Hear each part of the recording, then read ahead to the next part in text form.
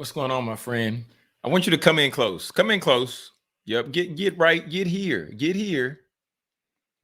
And I want to tell you, stop doing interviews. You doing all these podcast interviews. You trying to go everywhere. You want to be on everybody's couch. You want to get interviewed by Oprah and everybody else's mama.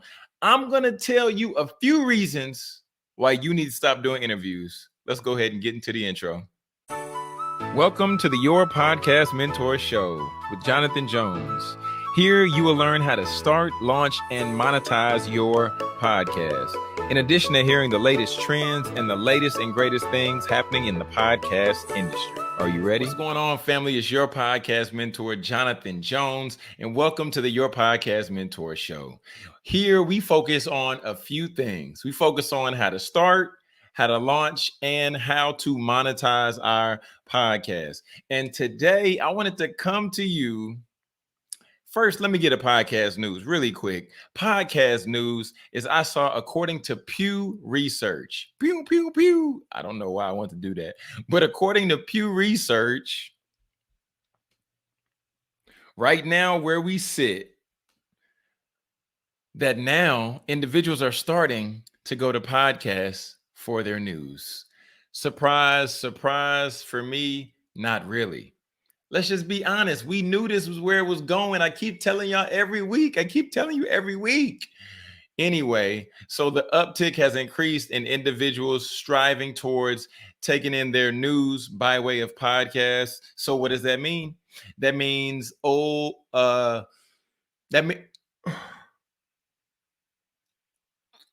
means traditional newspaper reading has gone down. That means watching traditional news on television has gone down. That means podcasting stock is going up. Let's go ahead and get into today's topic. So I want you to stop doing interviews, okay? And the reason I want you to stop doing interviews is because I go back to thinking about a time I was hanging out with my best friend. His name is Mahari Takai. And he's a fashion designer. I mean, he's an influencer. He has an event space. He's a pastor. He has all these things going. And somehow he keeps them all going. It's quite impressive. But I was talking with Mahari one day, and Mahari was doing like this press run, right? He was hitting up the radio stations. He even was on the news for a couple of channels, and he was doing all of these interviews.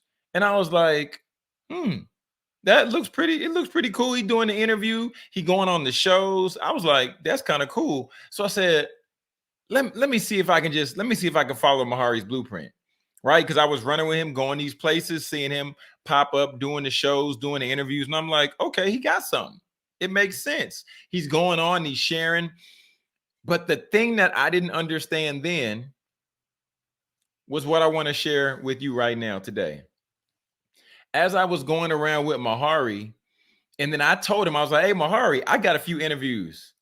He was like, well, John, what are you gonna like what's the focus? What's the strategy? And I was like, strategy? I didn't have one. So I want you to stop doing these interviews just for a second, right? Just for a moment.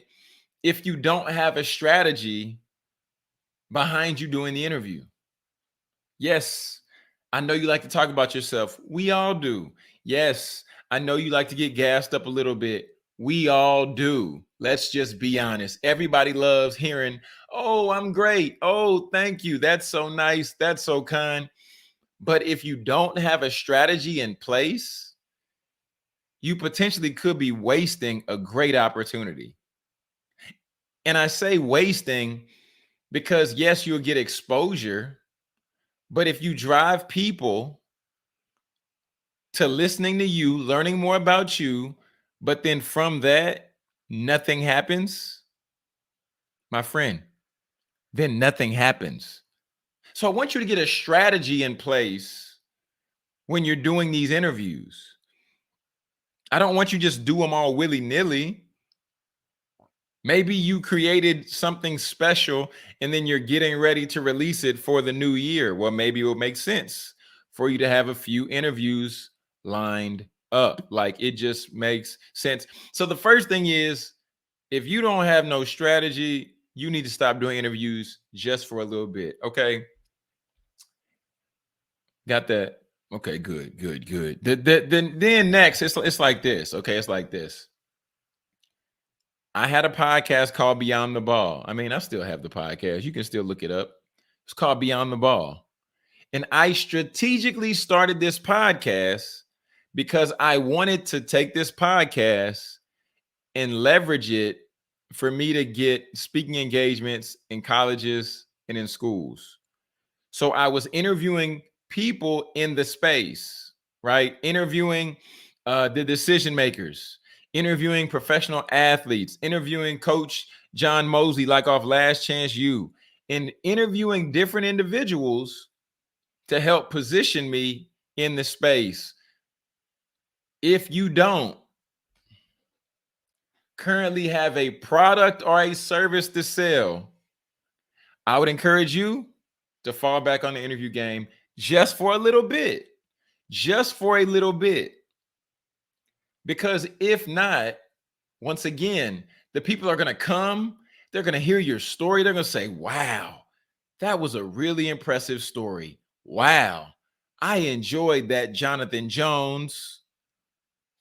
But then if Jonathan Jones can't direct them to a product or a service or an offering, get them on an email list, get them to sign up for a freebie, get them to buy a checklist or something, I don't know, a PDF, like the opportunities are endless for how you can provide them more value by way of a product or a service. For me, it was speaking. For me, it was books. For me, it was podcast coaching as well. So when I would get on shows, I would speak directly towards that service because I knew that not only would it drive traffic, but I also knew that for me, it would help me. It would also help me create awareness, but then I get to capture them and get the email address and stuff like that. But just talked about driving traffic. I'm gonna pop a link in here. I'm gonna pop a video in here to where you can get access to the last episode that I just dropped, and I talked about podcast calls to action. So I want you to go ahead and check that out so you can know what you can be telling people when you do interviews. Let them know, oh, yeah, thanks for the opportunity for letting me on the show. And I just want to extend this offer to your listeners. Wanted to allow them to get this freebie that I have. See what I'm saying? This way you add value. You're leading with value. And the third thing I want you just to consider, don't get on nobody's podcast if you don't know what you want to talk about. Okay. Okay. Don't get on their podcast if you haven't identified at least the story of how you got to where you are. Because more than likely, people are going to ask for that story. People have asked me numerous times, John, how did you get 2 TEDx opportunities? John, how did you write a best-selling book? John, how did you get started podcasting? I've heard those questions in the majority of the interviews that I've done. However, I've also practiced those stories many of times, probably hundreds of times.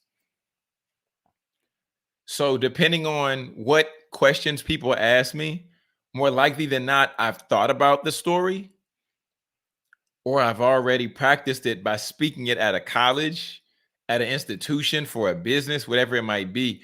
But if you have not taken the time to identify what stories that you should tell the audience, if you have not identified what's your story of how you got to where you are, I would encourage you to get a piece of paper, if that's what you write on, okay, or an iPad, whatever works best for you, and then just jot down the timeline of events of how you got from maybe college or from trade school or wherever you were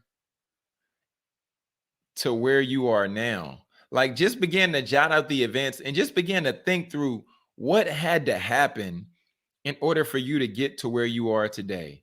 What had to happen? What did you have to overcome? What did you fall into? What lessons did you learn? And when we begin to think about those things, it helps us identify what podcasts we should be going on to reach out for interviews. And then when we know what podcasts we should be going on for interviews, more than likely we know our niche or our niche. And I did an episode about that on how to identify your podcast niche. And I'm going to link that in the show notes as well.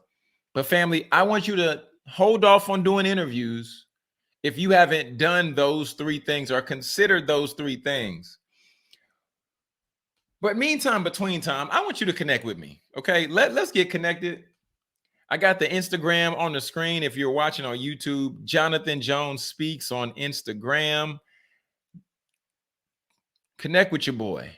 Send me a DM. Let me know what you think. Let me know what you enjoy. Let me know what you don't like on the show. Okay. And then in addition to that, of course, you can go on the website, jonathanjonespeaks.com/mentor. And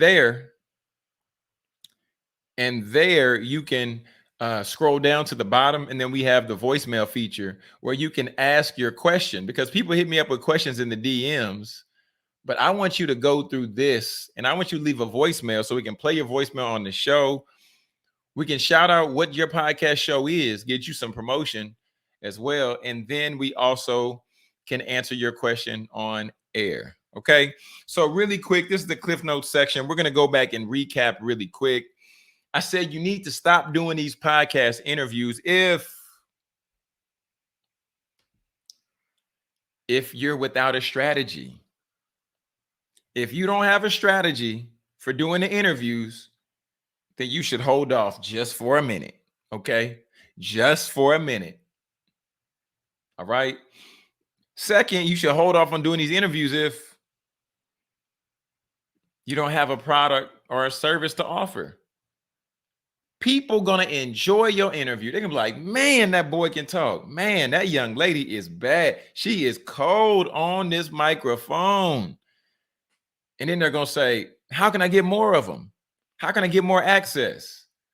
If you don't have no coaching program, no membership, no mentorship, none of that, no product, no book, none of that, then their excitement that they have is going to fall off once they follow you online.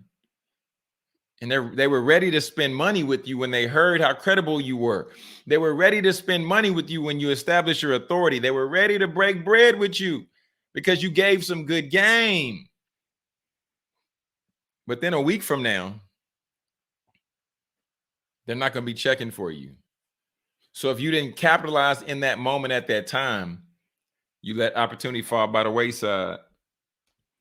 And then the third thing is, if you don't know what to talk about, if you don't know what you want to talk about, if you don't know your story, you should hold off just for a little while on knowing what podcast to go address.